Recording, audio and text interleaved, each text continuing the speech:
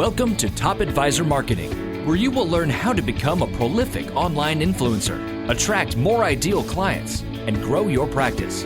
Brought to you by Top Advisor Podcasting, a done-for-you podcasting solution built just for trusted advisors. And now, your co-hosts of Top Advisor Marketing, Kirk Lowe and Matt Halloran. Hello and welcome to another Top Advisor Marketing podcast. We have a guest today that took us about 2 months to be able to find somebody who we thought was not only going to be worthy, but truly be able to enlighten us on something that you all love more than anything, which is compliance, otherwise known as the Business Prevention Department. But we're going to take a very, very different look at it today because we have the owner and managing partner of My RIA Lawyer. Her name is Leila Shaver, and I am really looking forward to picking her brain and asking her some really tough questions. Leila, welcome to the show. Thank you so much for having me. Well, first off, I ask everybody the same question when we start off the show, which is, you tell me your history. How and why in God's name would you want to work in financial services and open My RIA Lawyer?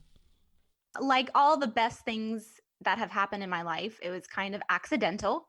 I was finishing up law school during our last economic recession and looking for a job that paid. And it just so happened that my mock trial coach was in-house counsel for a brokerage firm based in Atlanta. They needed a person to fill in for the paralegal they had just fired. And I guess I was the quickest to raise my hand to offer myself for that position. And that's basically how I got started. I was with that firm for about 3.5 years and I stuck with it. Ended up working and doing consulting work for private funds, BDC, interval, conservation easement funds.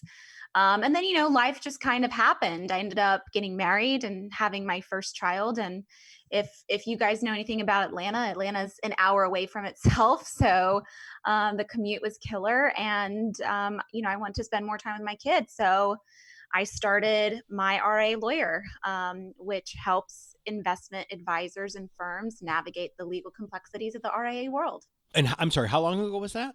So it's been about 3.5 years Okay.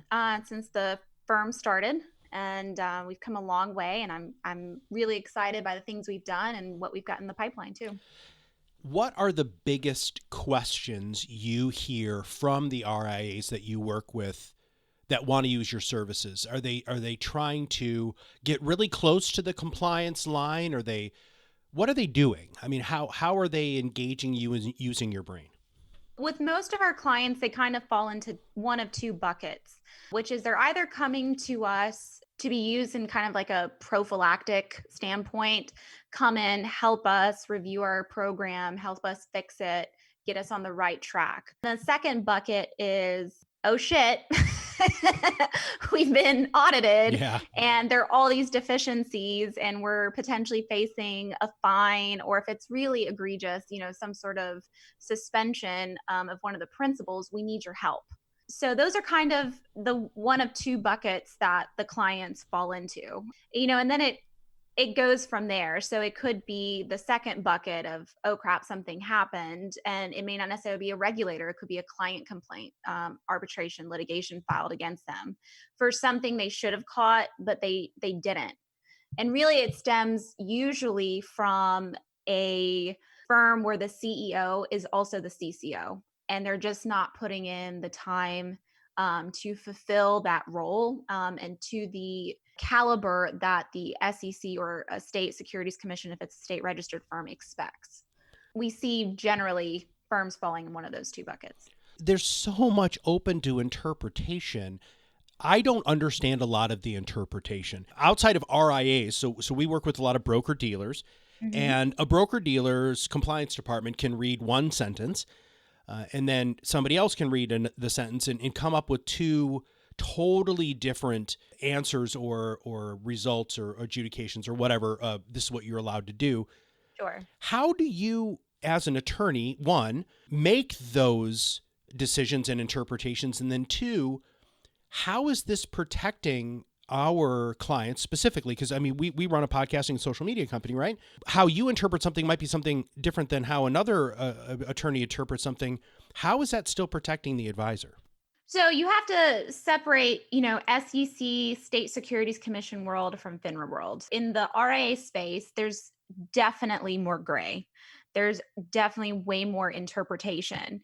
We are, and when I say we, I don't mean the royal we, but the law firm, the attorneys that I have on staff and we really are very comfortable functioning in the gray. And so there may be a law or regulation, and then we look to see what guidance has been issued by either the SEC or State Securities Commission, whichever one has jurisdiction over the RIA. And really at the end of the day saying, based on what's out there, this is what we think you can do. And really with the RIA space, I tell advisors, you can do 99.9% of the things you want to do because there's a way to make the appropriate disclosures or make it work. It's really when we're talking about fraud, for example, obviously anything that's clearly fraudulent, you're not going to be able to do. Shift over to FINRA BD world. There is way more clear-cut rules and regulations and guidance from FINRA. From a compliance person's perspective, it's probably easier to look at, some sort of piece of social media marketing or advertising and be able to provide edits or recommendations on the piece on the FINRA side versus the SEC RIA side. It's much more up for interpretation and figuring out how it works within the framework of guidance and limited rules. I think it's funny that you say that. I'm sorry to interrupt, but Sure. The RIAs that we work with, it's the greatest experience ever, right? Yeah. Because they know, so here's the fun part. They know that what they're saying is not violating anything, right? The advisors and the companies that we work with know that they're not breaking, the SEC regulations. They're not breaking the rules, but it's the broker dealers with the 15 layers of from FINRA guidelines to that one generally newer attorney that you're working with because they just burn through compliance people so fast who are making an interpretation that is really not in line with the very clear-cut rules when it comes to social media and podcasting. And I'm gonna switch gears if you don't mind, because I want to ask you about a couple of key things. There's two reasons why people don't start podcasting. Number one, they don't know what they're going to talk about, which we solve with no problem. But number two is compliance, right? And it doesn't matter if they're an RIA or if they are a captive agent or even in a BD. They are concerned about these three things. So I'm going to rattle these off, and I'm going to pick your brain. Number one, ratings. So when we publish a podcast to iTunes or to Google Play, the listeners have the opportunity to rate the podcast. There are some who say that is a testimonial and others who say it's not. I'm not trying to put you on the spot and have you have a decision, but would you mind talking to me a little bit about the thinking along this lines? Sure. So on the RIA space, testimonials are prohibited. Now, thankfully, the SEC's getting with the times and is reviewing that rule and looking to make testimonials legal. Until that rule goes into effect, though, testimonials they're prohibited. Mm-hmm. Our interpretation of something like an iTunes where you can go and rate a podcast, we would make the argument that it is not a testimonial. You're providing a rating based on the quality of the podcast. And that could be your host, that could be the speakers, it could be the content, how useful that content is. That's not necessarily saying the advisor on the podcast is a great advisor, gets me great performance results, you guys should go invest your money with them. We would certainly make the argument in that context, say this is not a testimonial. This is simply a rating on the quality of the podcast. That has nothing to do with the advisory or management services provided by that advisor. I want everybody listening to this right now to immediately pick up the phone and hire My RIA Lawyer because Leila, that's exactly, I've read all of these. I'm very, very nerdy. I was actually a paralegal when I was in the Navy, and I love legal stuff. Like, I love it. I was going to be a lawyer, and it just didn't work out that way.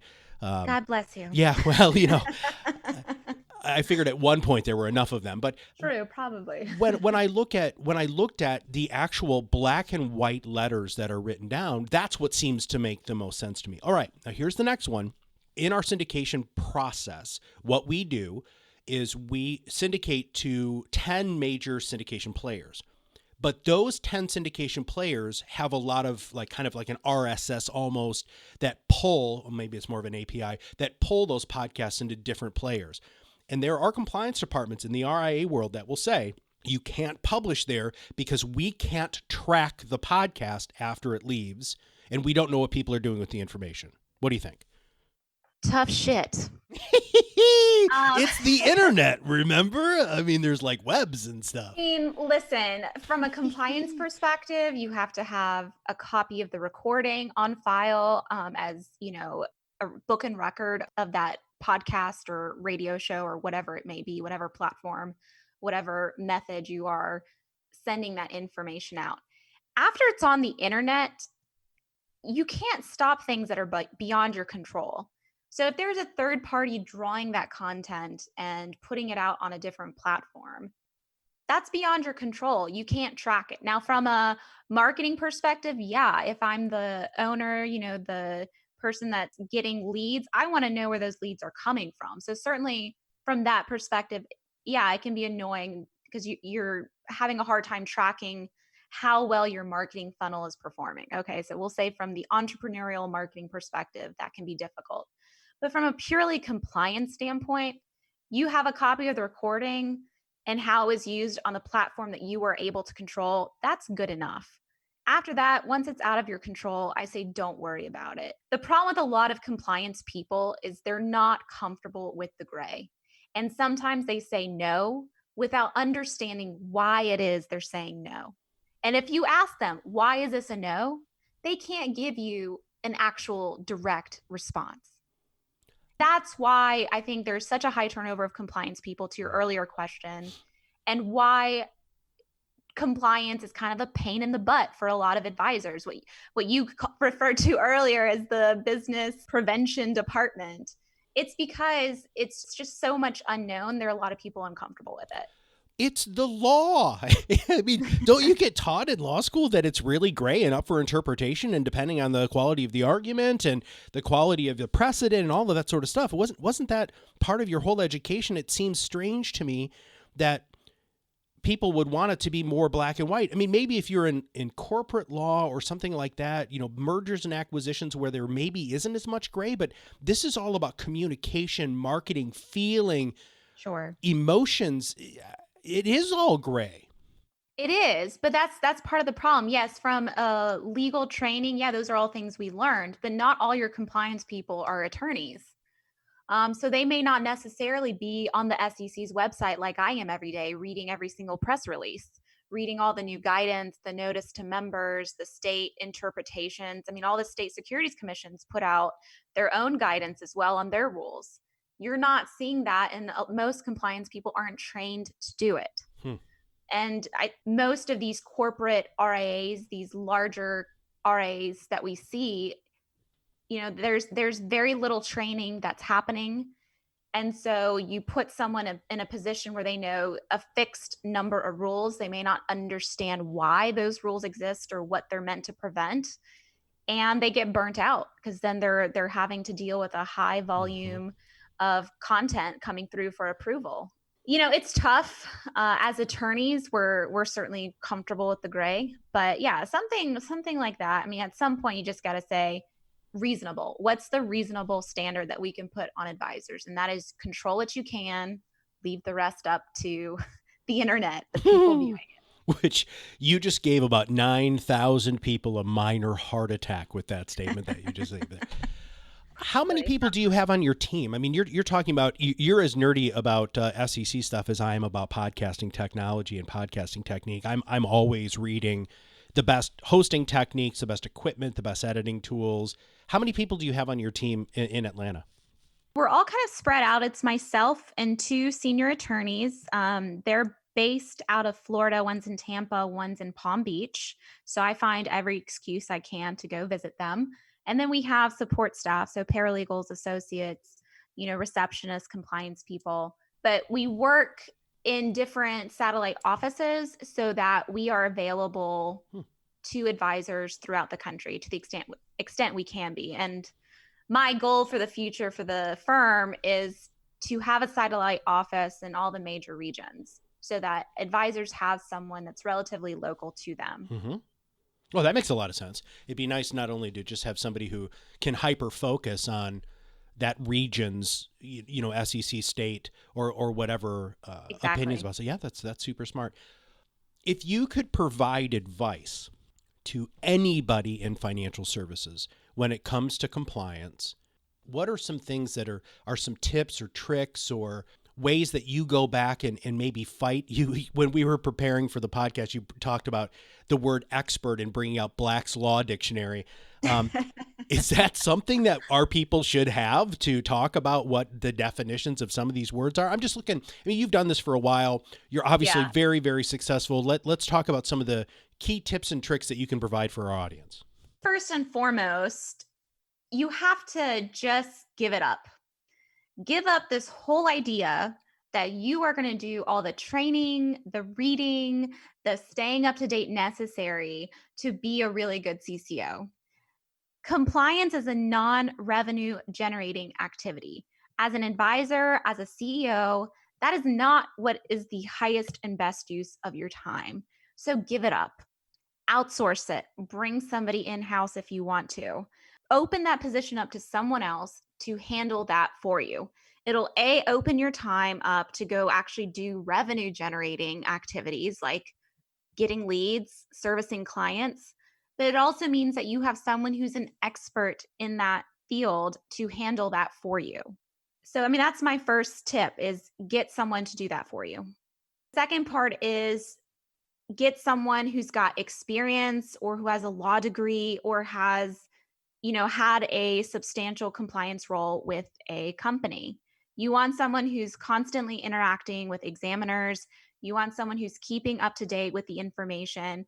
In 10 years, the laws, the regulations, the rules, the requirements, the restrictions, they have changed so much. Think about when Dodd-Frank happened, how far we've come in just in the last decade, and the things that we have to look forward to, like Reg BI coming to a firm near you June of this year. SEC says they're not extending the deadline on that going into effect. So give it up, get someone with expertise, get someone who's got some experience, and have them do the compliance.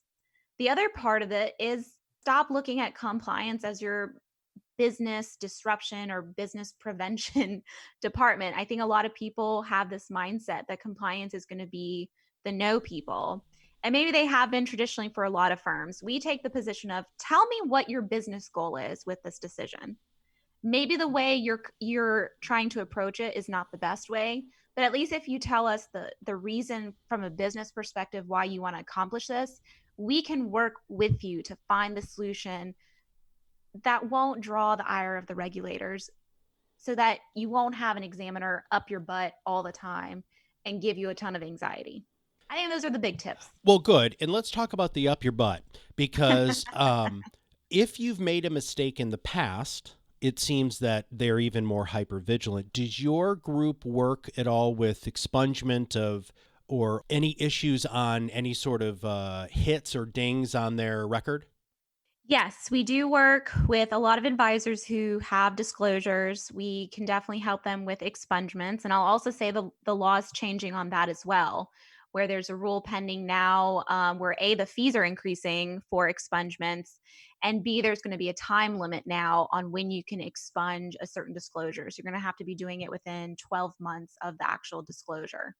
So the regulators are really making it difficult. They will be making it more difficult for brokers, for advisors to go and expunge these records off of their publicly available disclosures. So definitely if you're thinking about it, you need to do it. Yes, we can help.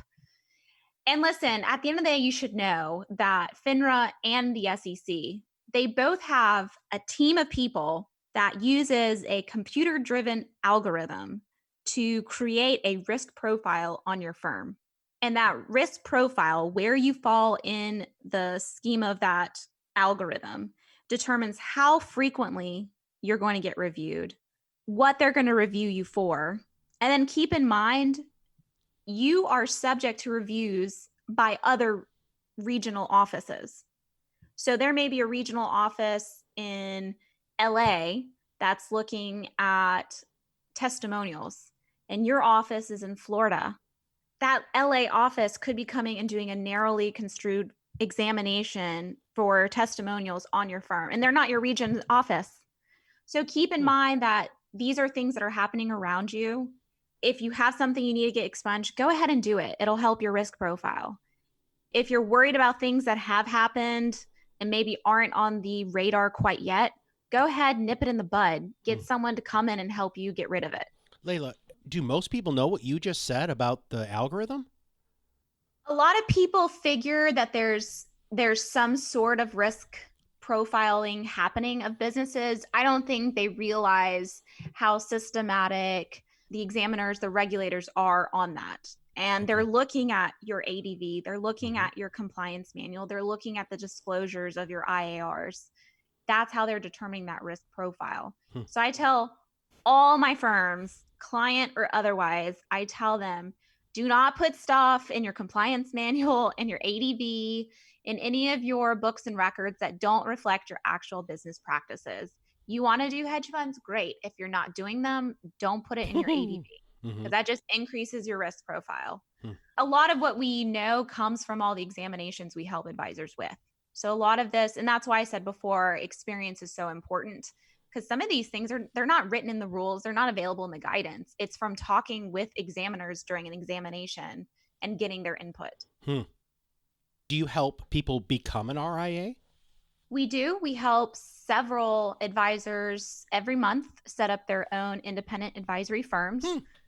We see a lot of brokers leaving FINRA world and wanting to go into the RIA world, and we're happy to help. We work with businesses of all sizes. Why would somebody leave their broker dealer or being a captive person within a large wirehouse? Why would they become an RIA? What are the huge benefits there?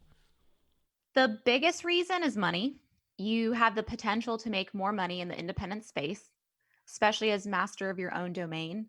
Depending on your payout schedule with your firm, it most likely is more beneficial from a financial perspective to go independent. You consider the platform fees, the third-party money manager fees, the technology fees, the compliance fees, the legal fees, all of these fees that you're paying the headquarters of the firm you're associated with. Well, what if you're a low-risk person?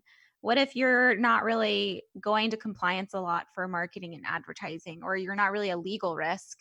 You don't use a lot of the technology. You're spending all that, all that money is being taken care out of your fees and you don't even use it. So that's the biggest reason. And the second reason is control. And this kind of goes back to my earlier answer about compliance people generally. People just don't like the idea that someone else is controlling the way they speak to their clients, the way they manage their books of business. And a lot of times these advisors, they've worked very, very hard to get the clients they have, but because they got those clients during the time with the firm, they're not actually theirs. So if they walk away, they're walking away with no clients and having to start fresh. And that's hard. That's hard for the advisor that makes that choice and walks away and starts over again. But for a lot of people, they're just fed up with that control. So, money and control are the two biggest reasons. And advisors love control. That's one of the things that generally makes them really good at what they do, is that they love to know everything in this compliance box that's brought to them by their general agencies or broker dealers, the companies that they work for. They are so wildly nebulous. We just had a really large producer with a large insurance company moved to a different general agency, and that general agency had its own internal compliance department and overruled everything that the other compliance department had approved for us with really no good explanation. We don't, Leila, and I think this is important for you to know, just in case you ever have any of your clients who want a podcast, but we have voice talent specifically who are trained in financial services. So if you say something that we know you're not supposed to say, we tell you to stop right there, and we edit it out, sometimes even live, that we'll go back and say, nope, you just said something you're not supposed to say. If you could wave a magic wand, which you might have actually, because anyway, if you could wave a magic wand, sure, what would you change? What would you change within our industry from a compliance standpoint, or just with your experience? What is something you'd change? The biggest driver of action and inaction is fear. And if I could wave a wand and take away every individual advisor's fear, I would do it. And I say that because something like what we're going through now with coronavirus, for the most part, most people are working from home if they're working. And in speaking with a lot of advisors, they fall into one of two buckets. There's nothing happening. I have no leads. I'm just sitting at home chilling, or I have more leads than I can handle. I've got more work now than I did before the quarantine.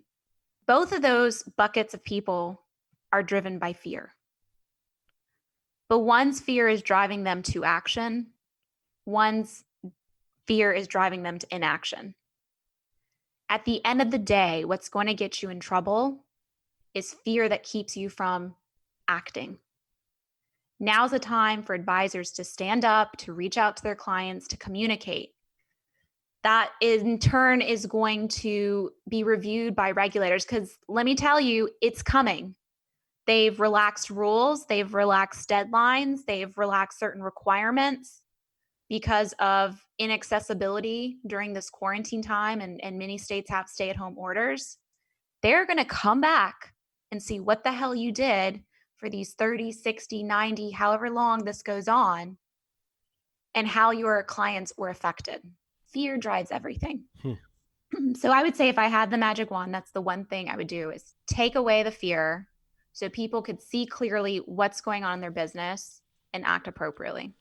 What is the best way for our audience to reach out and to find out more about engaging your services? Sure.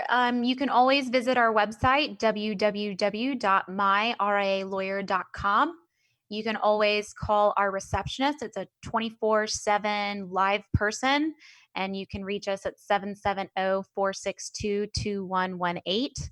Our receptionist will schedule you a time with me to discuss whatever's on your mind. And we actually have an emergency protocol as well. So if it's an absolute emergency, let our receptionist know, and they will find me wherever I am, or one of our other attorneys, and we'll get on the line immediately to help you through whatever emergency you're going through. Leila Shaver, thank you so much. You were a freaking awesome guest, and I'm so happy to have been able to ask you these questions. Thank you for having me. I really appreciate it. I love that if Leila could wave a magic wand, it'd be to take away fear, because fear really is false evidence appearing real, right? It's that prohibition, that thing that stops you from truly being able to be the advisor that you can. And this is one of the reasons we're seeing so many financial services professionals leave their broker dealers and really truly become independent, because they know that their broker dealer is focusing on that bottom 2% of advisors that are making the mistakes, right, Leila? I mean, that's the thing. Get out from underneath that, hire the My RIA Lawyer here, see what it means to become truly independent, because it can make a world of difference. If you have not subscribed to the podcast, make sure you click that subscribe now button below. And you should probably share this whole podcast with your compliance department. And it's very easy to do that by just either copying the link or clicking that share button. For Leila and for everybody at My RIA Lawyer and everybody here at Top Advisor Marketing, we'll see you on the other side of the mic very soon. Are you ready to change the way you communicate with your clients? Are you tired of being the best kept secret in your area? Learn how to become a prolific online influencer, attract more ideal clients, and grow your business. Contact us today and see what the power of podcasting can do for your business. Click on the Contact Us link on our website at topadvisormarketing.com and set up a call to learn more. Follow us on LinkedIn and Facebook for more updates and information. This was brought to you by Iris.xyz, a platform helping financial professionals become better in business and life through new media and new voices. Visit them and learn more at Iris.xyz.